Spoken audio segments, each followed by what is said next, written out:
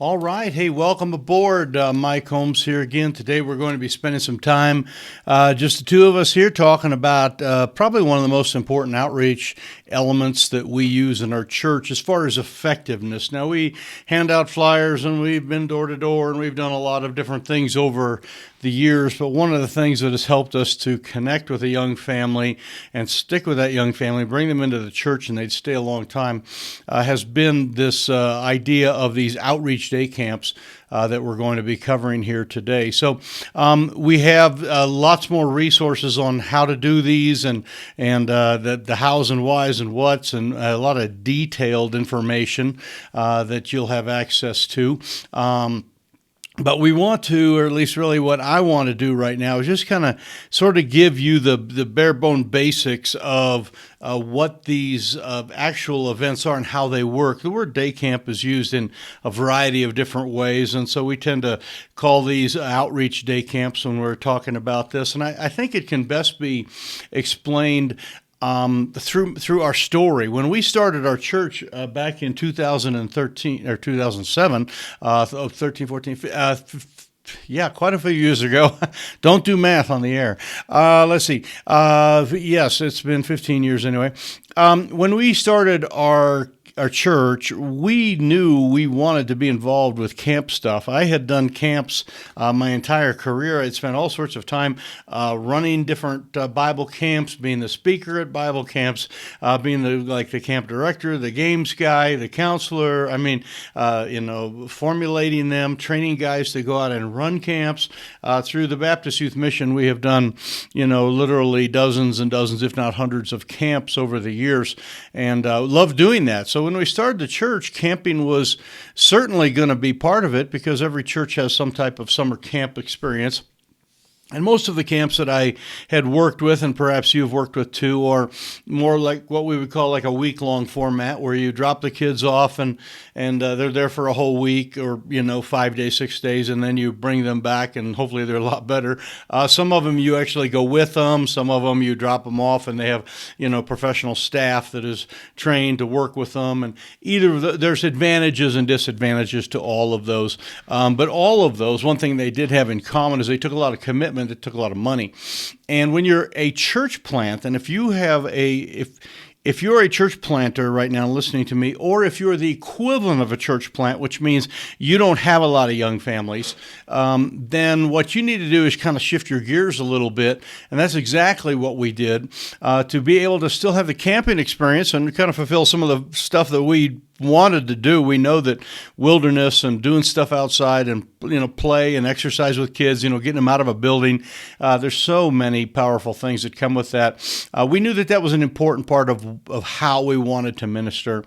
And so thus the outreach day camps were born. I've got a lot of different notes here. And again, this goes back to some of these things I've been teaching recently about the idea of aiming at a demographic. And this was the demographic is elementary age kids, and this is really from about kindergarten through about sixth grade is where you're going to get the highest amount of people who are flexible enough to be able to come to an outreach day camp, which is a kind of a one-day event, and we'll talk more about the details of what exactly that is. But the idea is reaching towards that particular camp, and then having that particular age, then having one singular day where you bring these kids together and you take them out on an adventure. It's kind of like a giant field trip. I explain it in some ways. So, but I'm getting just a little bit ahead of myself. One of the things that we talk about recently is the idea of what we call the second day experience. In other words, when someone comes and visits and they come to see you the second day, it is a much more powerful than just a first-time guest at a church. It's they've actually chosen, and there's longer time and all sorts of advantages because you now have a relationship opened up and you can talk with them. And the day camps are just perfect for creating what we call the second day experience. They usually hear about them at a church service or through a friend, and then they come and they spend time. And then when you get these people to come back the second day, because you are showing some of the video that you took and you're having testimonies of some of the day camps, this is just a powerful, powerful way to reach in and touch young families. You will grab hold of them and connect with them in a way that is much different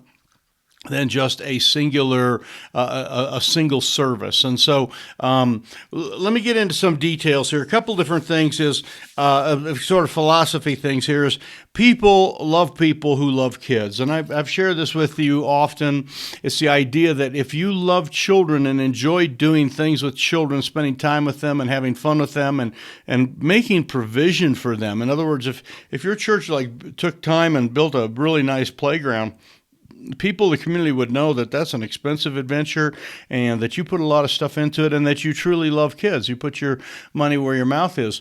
And the day camps are kind of like that. When you organize a group of kids going up into the mountains or out into the wilderness or over to a park or off to a museum or, over to the lake or the river or the state park or whatever it happens to be, when you put that together as a church and you have some advertising out and there's some flyers out and the word kind of gets out, there's something going on inside the heads of the people of the community.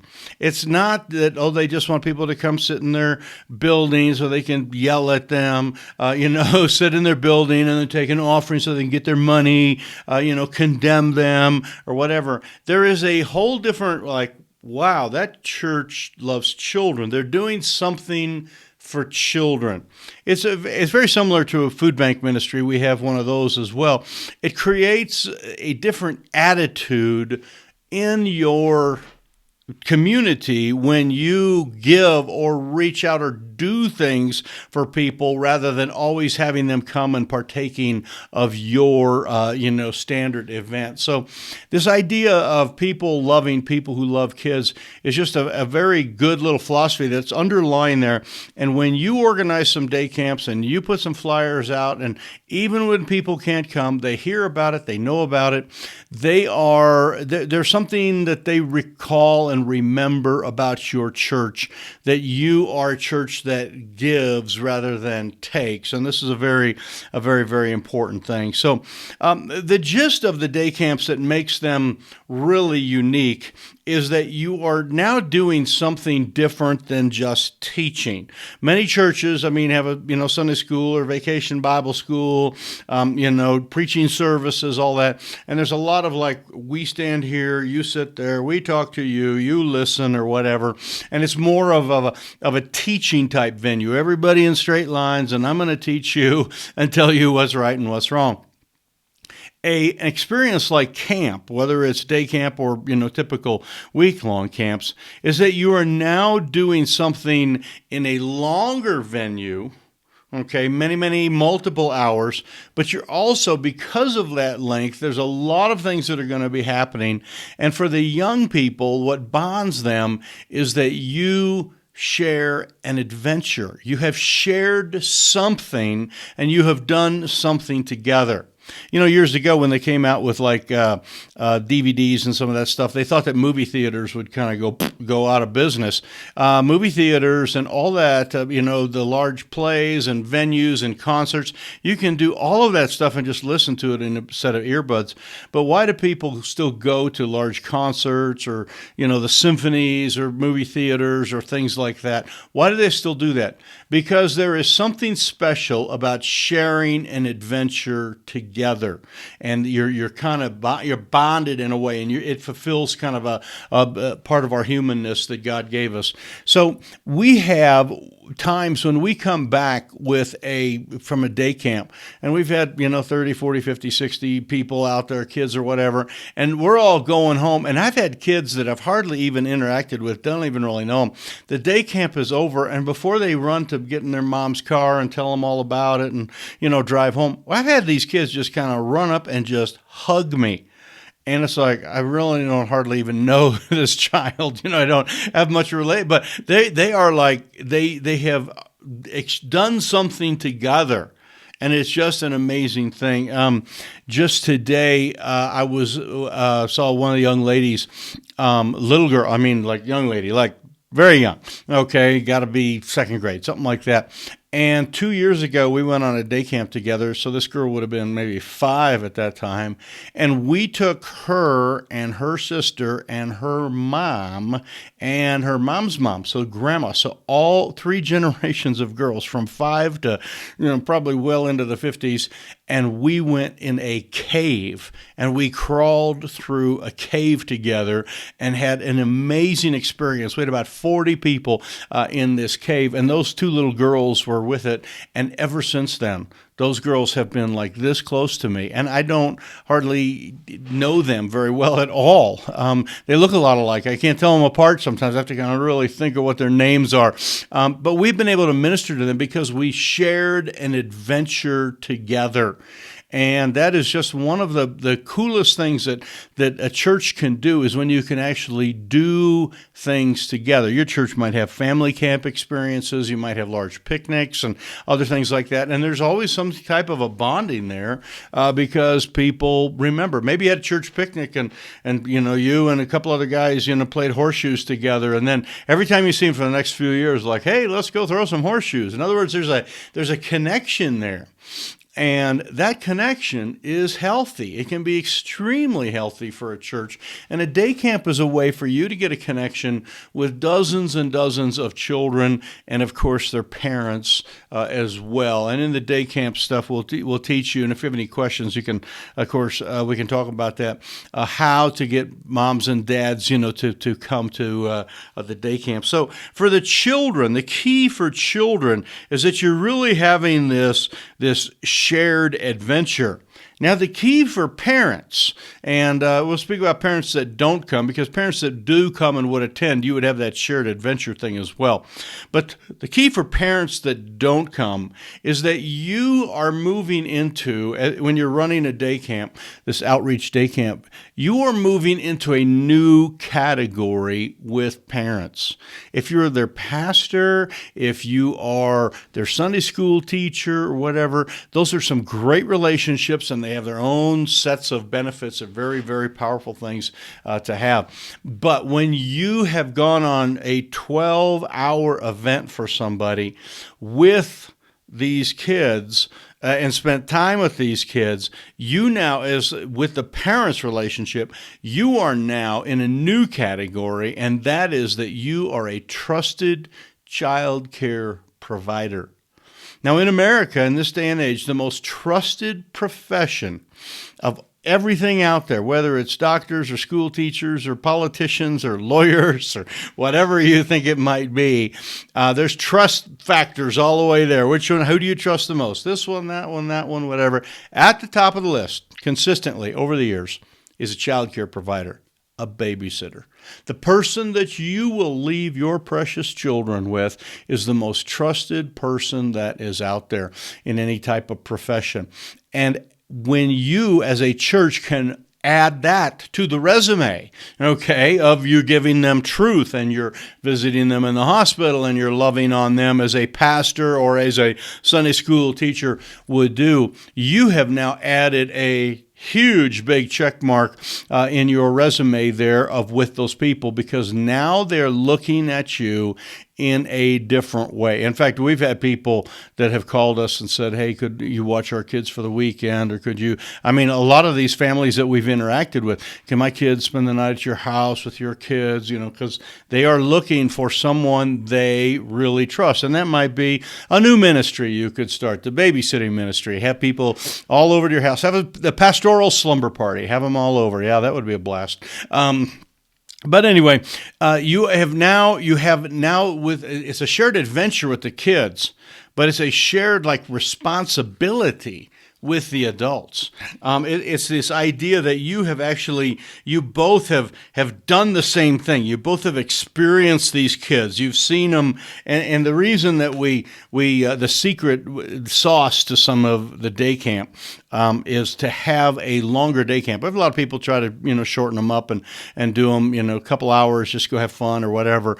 That is not the same. You won't get the same effect. You need to have them in the we kind of recommend 12 hours. From 8 in the morning till 8 at night. You get the full cycle. Okay, you get the full thing because you get the kids when they're fresh. Okay, you get the kids when they're bored. You get the kids when they're angry. You get them when they're hot, when they're sweaty, when they're tired, when they're exhausted, when they're frustrated with you as a leader. And parents deal with all of those every single day. And when you can experience all of those yourself with a child or a set of children, and you have sometimes a bunch of siblings there together, man, those parents, they respect you like you would not believe. It just changes the way that parents respect you. They may respect you for the Bible, respect you for your church, respect you because you give them truth and all those things, but now they respect you because you have shared in the same experience they have. You have had their child for a whole entire system, the whole cycle. Years ago, we did a VBS, and we were way out of town, probably about 50 miles out, and we were doing something. And I have a rule with the day camps, and one of the rules that I have is that there's no electronic devices. You just, you can't have a phone, you can't have an iPod, you can't have earbuds, you can't have all that stuff. We're not playing music. We're just going to interact as humans. And so we basically would take all those things and put them in a box and put them right up there in the front of our church van. And if they needed to take a picture or something, we'd let them get the picture. And if their phone rang and it was an emergency, we could still, get their, if their parents called, a lot of parents, were freaking out, like, my kid has to have his phone. And the kids are like, I have to have my phone. My mom might call. So we just have in a box in the front. So halfway through this adventure, we're driving out in a pasture, actually, at a ranch, and a kid pops out, have some earbuds in and had an iPod of some sort. I was listening to some type of music, and we stopped. I said, okay, give me the stuff, and he's like, no. And I said, we have a deal here. I mean, we've already went through all these rules. We're going to put this in the box, and you're not going to have it anymore. Anyway, it was a very tense moment there for about a dozen kids in that van as they watched me interact with a kid who was totally belligerent and all that. To make a long story short, we got that, and everything, turned out okay. I had a parent came up to me afterwards who was in the van with us and said, I would have taken that kid home just like that. He was totally disobedient. Next time that happens, if they're in my van or I'm in charge, we're going to take those kids home. Well, I didn't get into it with that parents right there. I said, well, we'll talk later. But here is a situation. First of all, if you're 50 miles away, you just can't break off and run a kid home, okay? The second thing was I wanted to make sure, and this is the most important point I want to get you here right now, I want to make sure that I survived and made it through a child's belligerence and through his disobedience. Because I knew with the parents I would gain the clout that I needed. So later on, when we got home, and by the way, when I dropped the kid off, everything was fine. Hey, thanks for a great time, Mr. Michael. We had a wonderful time. Dropped him and his sister off. He took him to the house. I still remember the dad coming up to me, and he said, you had my kid for 12 hours. He says, you're my hero.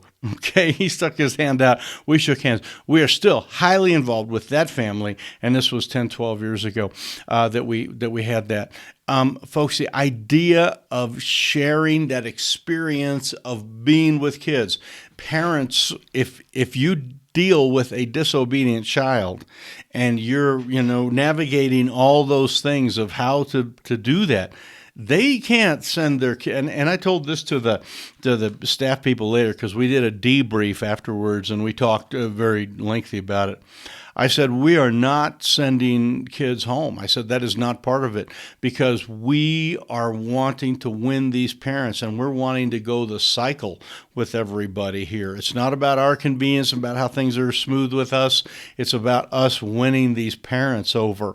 And when we shared that experience, and now I've shared that experience with that man, I still see him around town. His kids are grown now and gone out of the house, but they are. I mean, we're still close, okay, because of that singular experience there.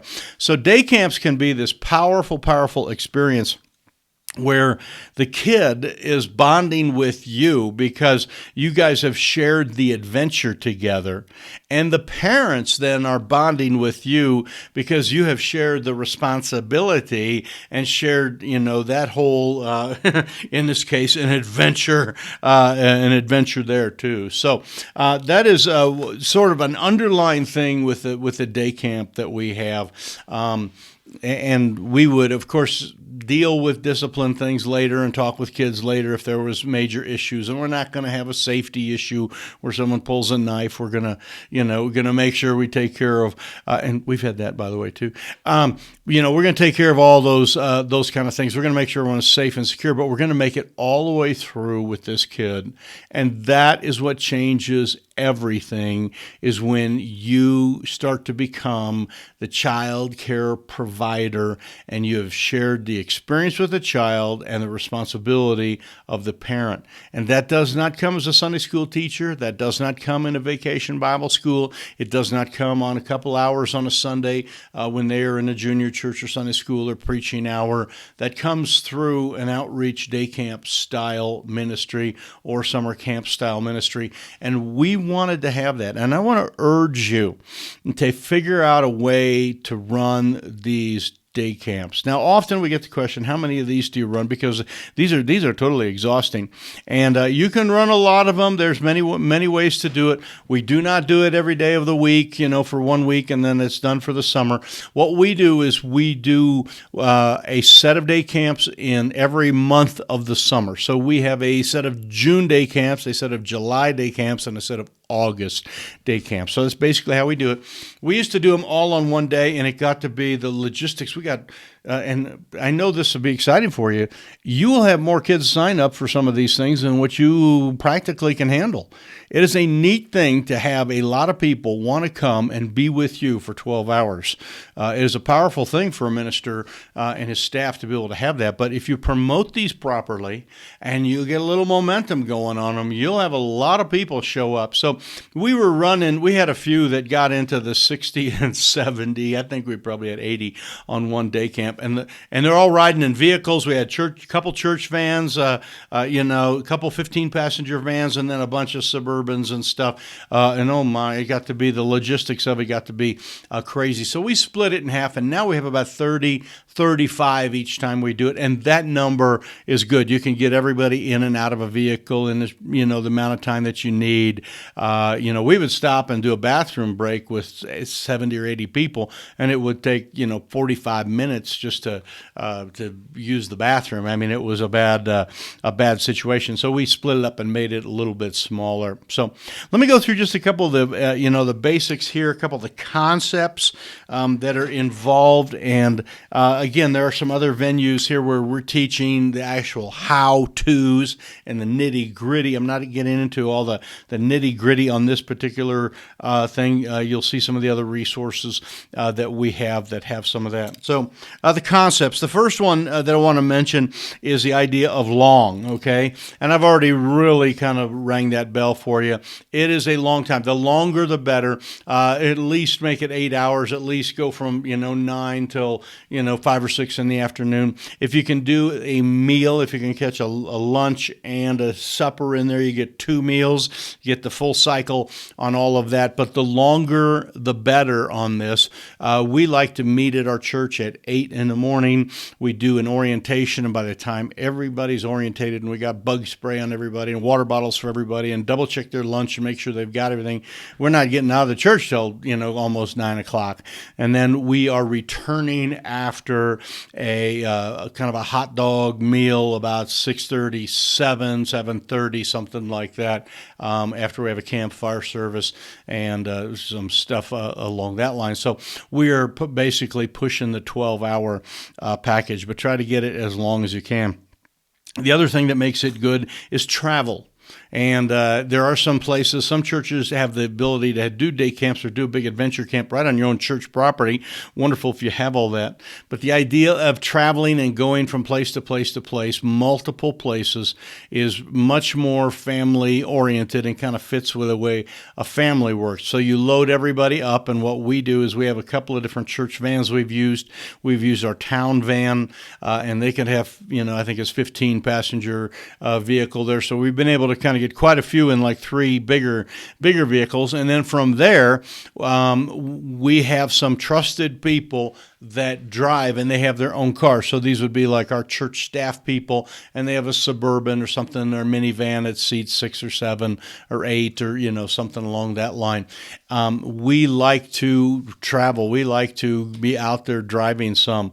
With gas prices, going to be a challenge, as it always is. We don't. Church doesn't pay for any of the gas. We let people do all that themselves as sort of their service. So we all load up. We have some rules, okay? So whoever is in charge of the driver is in charge of what goes on in that vehicle. So and we tell them ahead of time, no radios and no phones and stuff like that, because we want people talking and interacting and all that type of stuff. Which brings me to the next one, is not only is this kind of a long thing and has a lot of travel, but it's mixed. In other words, we mix up the people. We have assigned seating and put different people with different. Now, we'll put a bunch of girls that don't maybe know each other in a van with a grandma who's driving or something. So nothing's inappropriate. But we try to take some of the loner people and put them in with other people, and we just kind of really spend some time thinking who is going to be where in the vehicles, even in the 15-passenger van. It's like, okay, you guys are in the back, you're in the middle, you're in the next one, and we're up front. So we try to have a good mix of everything, and we intentionally try to put, we break up brothers and sisters, so you don't have that competition. You break up sometimes friends or whatever, and we put a little mark on the back of their hand. They're in the T vehicle or the A vehicle or whatever it happens to be. So we're able to do that, and we don't let them switch on the way home.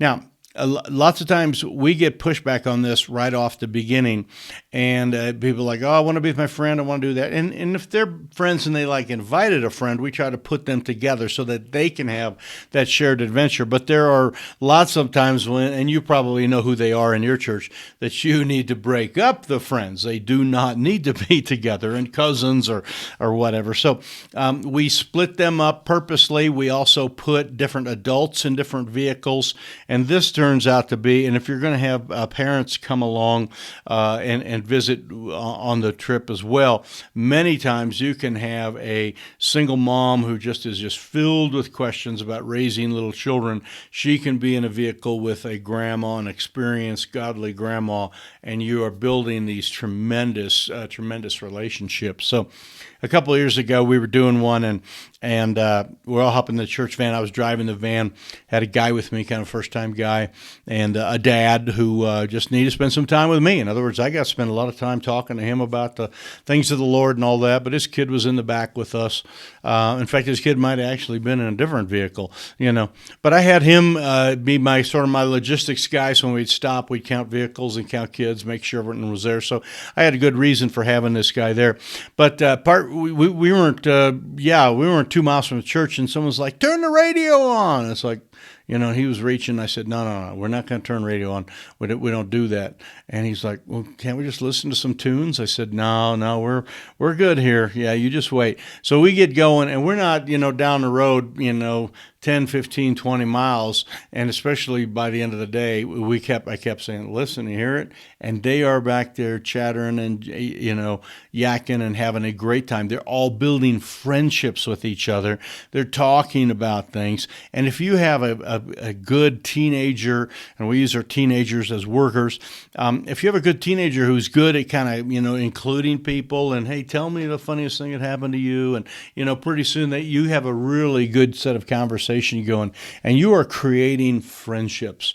Now, God uses friendships in a great way in a person's life, and it is so important for us as churches to do what we can to provide good friendships. In fact, every mom and dad that visits your church, when they're walking down the sidewalk getting ready to come into your church, they are hoping that church that they're walking into is going to provide good friends for their children. That is what is going through their mind. And so how can we satisfy that? Not by playing the radio and, but by making sure that we create a venue where good friendships start to happen. So the idea of long and travel and mixed everything up. And then this idea that I wrote here too is just the idea of relational. What we're trying to get done on a day camp is build strong relationships. These kids then will come back and go, hey, remember that when we were throwing rocks in the water? Remember that bird? Remember blah, blah, blah, all the different things that happen. They're going to be talking and building relationships, and you are also going to be building relationships with parents that come along. I want to jump into and just mention something about how we do parents, because this is a big part of our ministry. We believe that families come as a whole. Okay, I mean, moms, dads, kids, they're all part of the thing, and we want to minister to all of them. So this is not something that parents are not allowed to come in. It is actually something that we promote. And now there's times when we have just so many moms and dads that want to be with their kids, and for many children or parents and families, for them to do some type of thing like to go up and adventure and go out and eventually build a campfire and we cook a hot dog on a stick kind of a thing. Every single mom in America wants to cook a hot dog on a stick with their kid. They want them to have that experience because they've had that experience and it was a powerful thing for them. They want to do marshmallows and s'mores and some of that. So we provide that, and the kids actually pay for our day camps because we have these beautiful shirts that we do, and we provide the evening thing. They bring a sack lunch, but we provide the evening hot dogs and all that. But the parents get to come for free. And so this makes it easier for a single mom who's got like 3 kids to not have to have that extra expense of herself. And she's able to come, and we have her strategically sit with some of the other ladies in our church and, again, build that meaningful conversation, that godly example type of thing is going on. And we are trying to get relationships going on. We also, many times during the day, we have people grouped together and we take group photos. And the idea of being in a group photo with something, somehow, again, it's sort of that shared experience. There's all a wonderful relationships. Like, all right, everyone squeeze in here, raise your hands, say something funny, make a face, and we take some great pictures. Or if we're like doing some adventure kind of thing where they're walking across a log across a thing, we try to, get some good pictures of that too. And it just builds those relationships later because the pictures are there to continue to stimulate that the emotions of being on a day camp, of being with good friends, and you know what it's like when you watch a video or pictures of a birthday party, with a special loved one is there, your friends or relatives come in, you go, oh, that was so much fun. When you go back and look at things 3 or 4, 5, 6, 7 years later, it is going to help build and bond that relationship. We then, with these photos, we take a lot of pictures, and we put together a little slideshow, and we always show it on the Sunday after church. And there are many examples that we have available for you of those slideshows. We show those after church, and people or during church in place of like an offertory. People just absolutely love those. They want a copy of it, and we show it every year. In fact, we recently showed one at a church, and it was 10 years ago. It was a 10-year-old day camp. And a couple of the key families are still sitting in our church, and now their children are graduating from high school, and we're looking like, look how small they were, and look at all that. But they are still there in church because we have built those relationships. So a day camp is a relational event, okay? One of the things that is different about a day camp than summer camp, many of the summer camps have really defined times of preaching and teaching, and you're going to be discipled this way and discipled that way. And our day camps, we take some opportunity. We have some teachable moments that we use, and we do some little teaching tidbits kind of throughout. But we do not have a great big sit down, I'm going to teach you, for 45 minutes type of a thing. Many times we do the emphasis on creationism and God God made Wyoming and God made me. Let's all say that. God made Wyoming. God made me. So we go through and I show some pictures of different things and who made, Old Faithful, who made the Yellowstone Falls, who made all these different things. The Lord made these things and he made you and I too.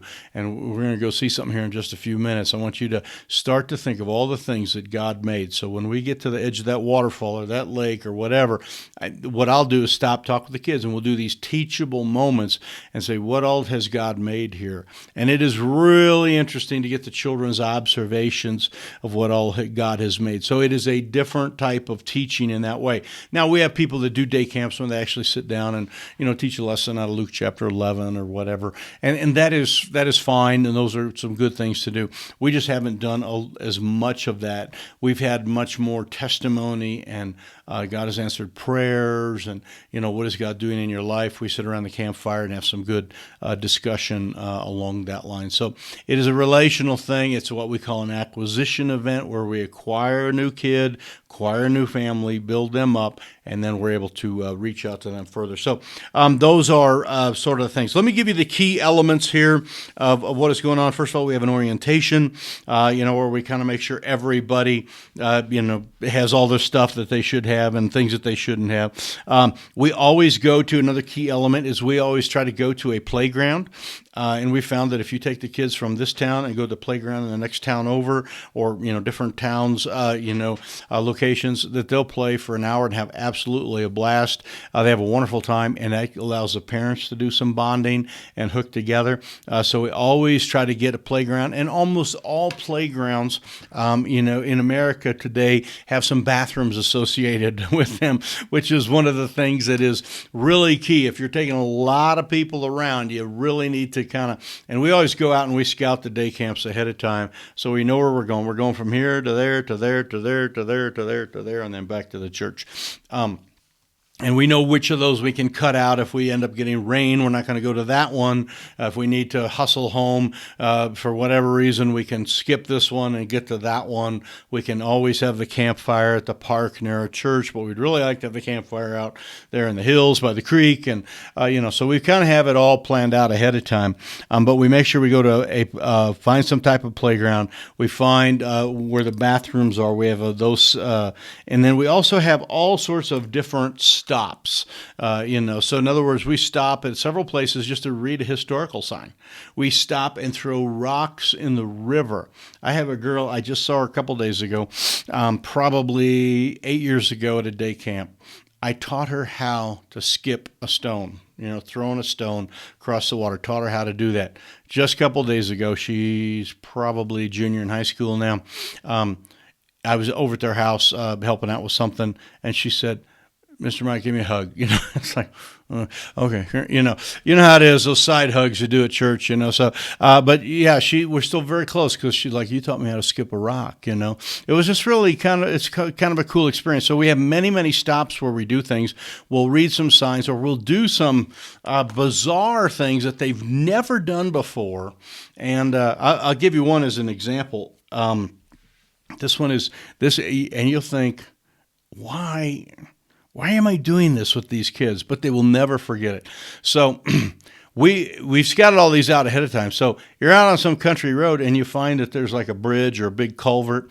And I have found many times that there's the big culverts, and they're about as big as a room. They're like 8 feet tall. We've actually got out and got down under the highway and gone under the road and come out the other side through the culvert. And the culverts are, in the summer, they're nice and cool, and they usually have frogs jumping around, and the kids get to do that. So we're going to take a little break. Everyone, let's go through the culvert. Let's come out the other side, And then eventually we all load back up. And I like to do it on a deserted road where there's not any traffic or whatever. But you would not believe the amount of kids that talk about, their favorite thing was going through the culvert, because they've never, ever done that before. And we do a lot of family-oriented type things you do if you were just a dad.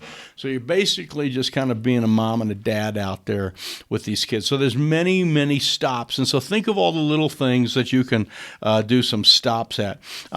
We have another thing, and I've had people that run day camps that violate this one. I won't say violate, they just do it different. But we don't do sports. We don't do typical, like we're going to play softball, we're going to go to another town, play softball or soccer or whatever. I know that's an easy way to chew up some time. We just found that we can do that on regular youth activities, and we can do that on teen activities, middle school activities. We've done kids activities where we do sports. We do relays with our Vacation Bible School. We do sports all the time.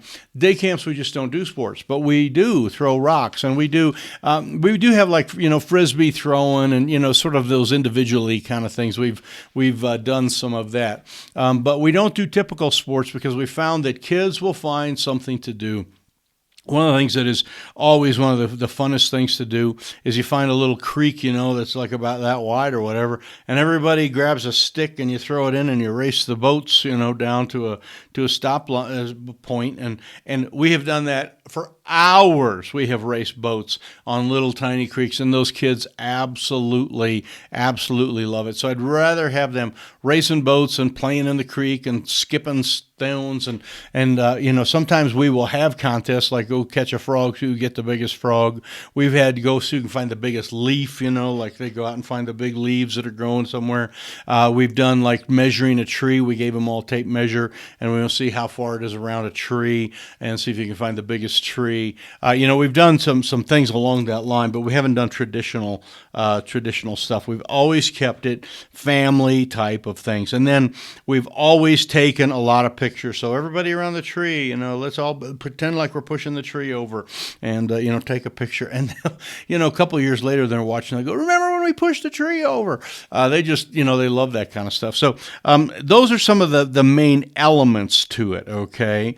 The main elements. Now, there's a couple things that we try to do. We try to have like an anchor venue. In other words, there's kind of a larger thing you're going to do, a park where there's maybe a museum nearby and there's bathrooms and you can hang out. Sometimes we're going to hike to a stream. We're going to pick wildflowers somewhere. We're going to a variety of different places. You can always have some type of an anchor venue there, so that sort of the main thing. Where are we going? We're going to go up in the mountains. We're going to go to we have out here where we live, we have what they call abandoned tie camps. It's back when they built the Transcontinental Railroad, 100 and some years ago. They went up in the mountains and cut railroad ties and threw them all in the creek, and they all floated down to the river, and then they, built the railroad tracks with them. Well, there's these old log cabins in these old tie towns, so we've gone out to those tie towns and just had a blast. In fact, at the last tie town we were at, we found wild strawberries. The strawberries are about that big, and we had a wonderful time, but that was sort of our anchor venue is going out to. So when parents say, what are you doing? Oh, we're going to go up to such and such a reservoir. We're going to go up to the old museum. We're going to go up, into the mountains and look at this or look at that, go to the state park and do something. We're going to go to, the fossil beds or, there's all sorts of different things you can do. And if you need help figuring out what to do, you contact me. I'll get on Google and look around your area, and we will help you plan your day camp out and get that done. So we always have this anchor venue. And then we have probably the other most important thing is we have what we call a cooking venue. And that is a place where we can have a fire.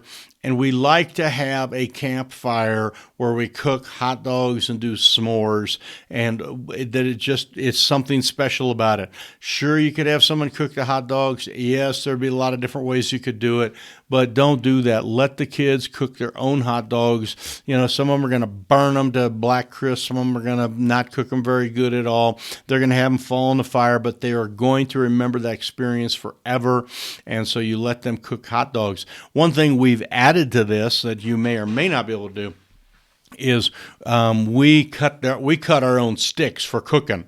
Now, some of my church people are like, oh, we have all these little metal pokers and we'll bring these and they're all sanitized and all that. It's like nothing better than a stick, okay? So we go down to the creek and we have a couple of adults with the pocket knives and they cut the sticks and we shave the junk off the end of them, the bark, and then the kids get the sticks and they get to, if they're old enough, cut their own stick or at least sharpen the end of it with a pocket knife there. And that's a whole new experience for them as well.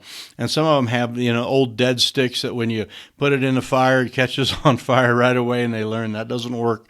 You need a green stick. And there's just so many cool things that happen when you do this at the cooking environment. So we have hot dogs, and we have not much else. I mean, some of the ketchup and some of that. Sometimes we'll have watermelon. Occasionally we have some little bags of the individual bags of chips and make it just a real simple meal. And we have maybe some Kool-Aid or lemonade in a cooler, and we, carry that to the place.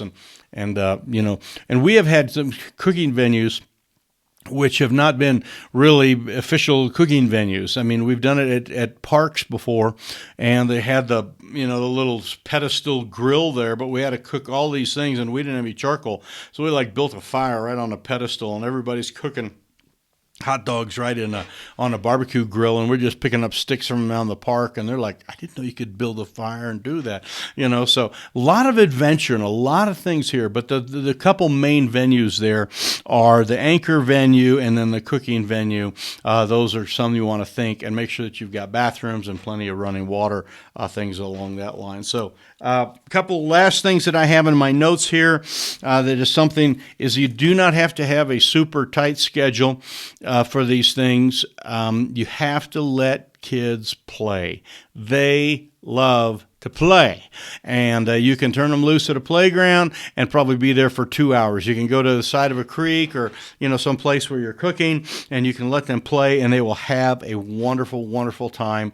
So it doesn't have to be, we got 15 minutes of this and 15 minutes of that. It does not have to be heavily managed, these things. And there's times when the kids are playing, and me and the staff, we're all just sitting, back on a park bench and just watching them have a blast.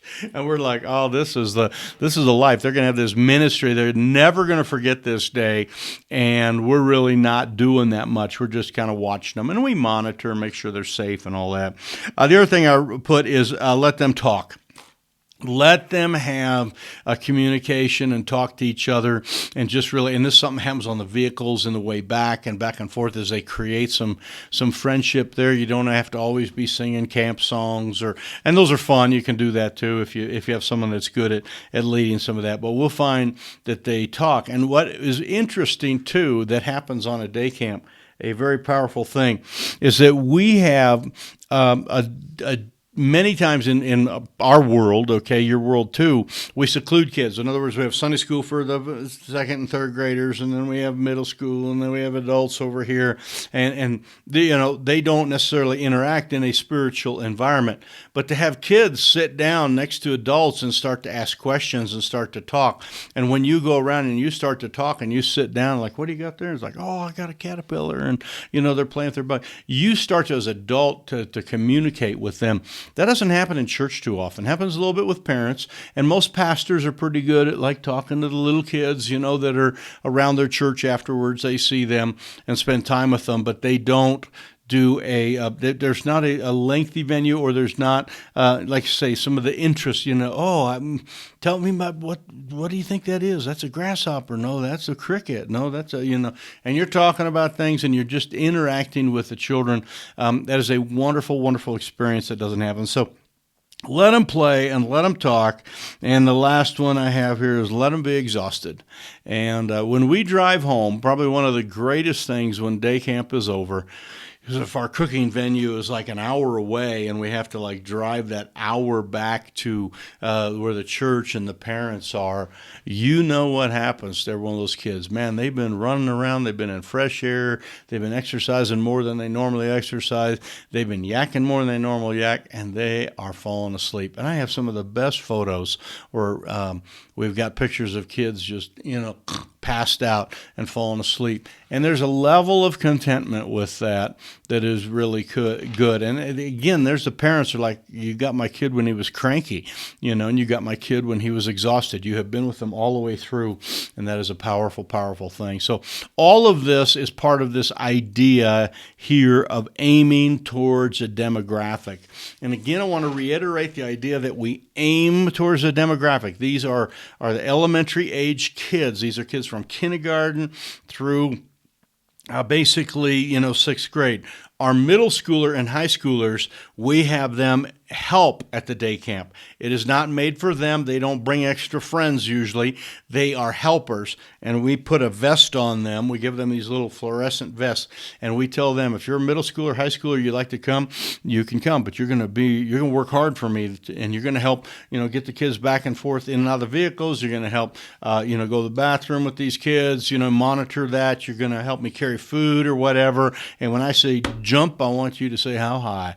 And, so these kids get to serve in a different element. It is not quite theirs. Now, many times when I'm scouting the day camps, I will take some of those teenagers with me, the day before, the week before, and I'll take a group of teenage guys, say, hey, you want to go scout day camp? We're going to be going all day long, and we're going to have a blast. And I'll take them with, and then I get to interact with them, and they can bring a friend, and we get to minister that way. But all of our aim is more towards the elementary age moms and dads. And then we do everything we can, again, to reach out and communicate with those parents. We take a lot of photos. Afterwards, we go knock on their door and say, hey, I got pictures of your kid. Can I show you the kid? And you do that later, a couple days later. And if you put all the photos like on some type of iPad or something, and you go to their house and you just show them, you sit down in their living room and you're just showing them all the stuff, and the kids are right there. Let me say something. You will win some families to you, and then you'll be able, it's kind of like giving a cup of cold water in Jesus' name, that concept. You'll be able to do that, and parents will have tremendous respect for you, and then you'll be able to spend some time showing them the things of God, teaching them the gospel, and helping them in so many ways. So anyway, these are the Adventure Day Camps, and they are powerful things. There are many other resources that we have available that will go along, show you exactly how to do this, some of the musical things that we do afterwards, the slideshows and some of that. But I want to just kind of share my heart and kind of give you sort of a bigger picture of how we do this. So thank you so much for being with us here through this little coaching type event, and we will see you on the very next one that we're doing. God bless you. We'll catch you later.